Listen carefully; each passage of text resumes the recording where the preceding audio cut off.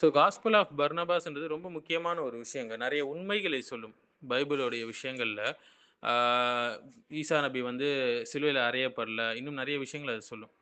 So இதனுடைய பிரதிகள் பார்த்தீங்கன்னா, லேட் மேனுஸ்கிரிப்ட்ஸ் முக்கியமாக 16ஆம் நூற்றாண்டுடைய இத்தாலி, ஸ்பானிஷ் பதிப்புகள்ல மட்டுமே இது கிடைக்குது. நபி ஈசா காலத்துக்கு பிறகு மிகவும் குரானோடு ஒத்து இருக்கக்கூடிய நெறைய விஷயங்கள் இதுல இருக்குங்க. அதாவது ஓர் இறைவன் தவ்ஹீத வந்து அது சொல்லுது. இறைவன் ஒருவன் என்று சொல்லுது. மேலும் ஜீசஸ் கிரைஸ்ட் வந்து இறைவன் கிடையாது. இயேசு வந்து இறைவன் கிடையாது. தூதர் மட்டும் தான் என்று அது காஸ்பல் ஆஃப் பர்னபாஸ் சொல்லுது. இதுதான் இஸ்லாத்துடைய மைய கருத்தும் கூட. முகமது பற்றி முன்கூட்டியே அது சொல்லுது. முகமதுன்னு ஒருத்தர் வருவார் என்று குறிப்பிடப்படுது. ஸோ முஸ்லிம்களுக்கு முக்கியமான ஒரு விஷயம் இது. சிலுவையில இயேசு அறையப்படல என்ற விஷயத்தையும் அது சொல்லுது. இது வந்து குரானுடைய 4வது வசனம் 157 ஒத்துப்போகுது. இஸ்லாமுக்கு முரணான அம்சங்கள் அதுல இருக்கு அப்படி என்று சொன்னால், சில நபிமார்கள் பற்றி தவறான விஷயங்களும் அதுல இருக்கு. வரலாற்று தவறுகள், கால வரிசை தவறுகள், புவியியல் பிழைகளும் அதுல இருக்கு. அது வந்து கரப்ட் ஆவாத ஒரு இறை செய்தி என்பதை நம்ம ஏத்துக்கொள்ளணும். அதுல சில நல்லவைகளும் இருக்கு, சில தீயவைகளும் இருக்கு. சில சரியானதும் இருக்கு, தவறானதும் இருக்கு. ஸோ இஸ்லாத்துடைய ஷரியத்துடன் முழுமையாக பொருந்தாத சில சட்டங்கள், வழிபாட்டு விஷயங்கள் இருக்கு. ஸோ முந்தைய வேதங்கள் விஷயத்துல நம்ம வந்து அதை முழுவதுமாக அப்சல்யூட்டா நம்பக்கூடாது. அதே நேரத்துல முழுவதுமாக அப்சல்யூட்டா அத மறுக்கவும் கூடாது. குரானோடு ஒத்துப்போகக்கூடிய விஷயங்களை நம்ம எடுத்துக்கொள்ளலாம். முரண்படக்கூடியதை நம்ம நிராகரித்து விடலாம். ஸோ வந்து மதம் மற்றும் பழமையான வரலாற்ற பத்தி நம்ம தெரிஞ்சுக்கணுங்க. ஜீசஸ் கிரைஸ்ட் அவங்க வந்து எந்த மொழியில பேசினாங்க என்ற விஷயத்துல உலமாக்கள் மத்தியில கருத்து வேறுபாடு இருக்கு. ஆ சிலர் வந்து அராமைக் சொல்றாங்க, சிலர் ஹீப்ரு சொல்லி சொல்றாங்க. இமாம் இப்னு தைமியாலாம் ஹீப்ரு சொல்லி சொல்றாங்க. இன்னும் பல உலமாக்கள் வந்து அராமைக் சொல்றாங்க. ஸ்ட்ராங்கஸ்ட் பாசிபிலிட்டியா வந்து அவங்க அராமைக் பேசியிருப்பாங்கன்னு சொல்லி. ஸோ அந்த காலத்துல பலஸ்தீன் வந்து ஒரு கலவையான சமூகமா இருந்தது. பல இனங்கள், பல மொழிகள் இருந்துச்சு. மக்கள் ஹீப்ரு பேசினாங்க, அராமைக் பேசினாங்க, கிரீக், லாட்டின் ஆகிய மொழிகள் பேசி வந்தாங்க. ஆனா இந்த மொழிகள் வந்து எங்கு எவ்வளவு பயன்படுத்தப்பட்டுச்சு? அவற்றுடைய தன்மைகள் என்ன?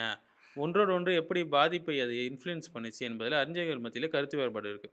நாம பார்க்கக்கூடிய 4 காஸ்பெல்ஸ் இருக்குல்ல பைபிள்ல, ஈசா அவர்களுடைய வாழ்க்கைய பத்தி படிக்கும்போது, அவர் வந்து பல தரப்பு மக்களிடம் பேசினார்ன்னு சொல்லி வருது. பொதுமக்கள், நகரங்கள், பாலைவனங்கள்ல இருந்தவர்கள், மேலும் சான்ஹெர்டின் என்று சொல்லக்கூடிய யூதர்களுடைய உச்ச சபை, மத ஆசிரியர்கள், ஆலய நிர்வாகிகள், ரோம ஆளுநர்கள், ரோம ஆளுநர்களுடைய மொழி வந்து லாட்டின் நம்ம தெரிஞ்சுக்கணும்.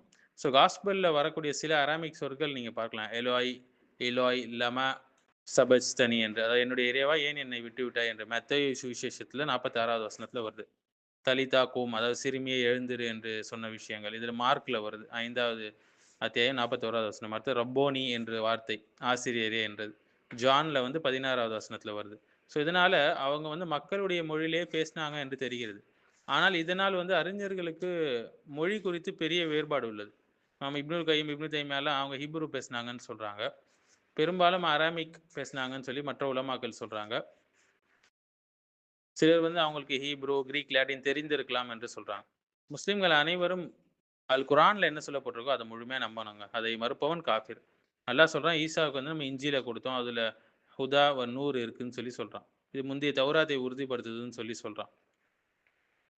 சில பேர் என்ன சொல்றாங்கன்னா, இந்த பைபிள் இந்த இஞ்சில் வந்து ஓரல் ட்ரெடிஷனா தான் பரவுச்சு என்று சொல்றாங்க. இமாம் தாஹிர் இப்னு ஆஷூர் ரஹிமஹுல்லாஹ் என்ன சொல்றாங்கன்னா, இஞ்சில் என்பது ஈசாவுக்கு வந்து வஹி.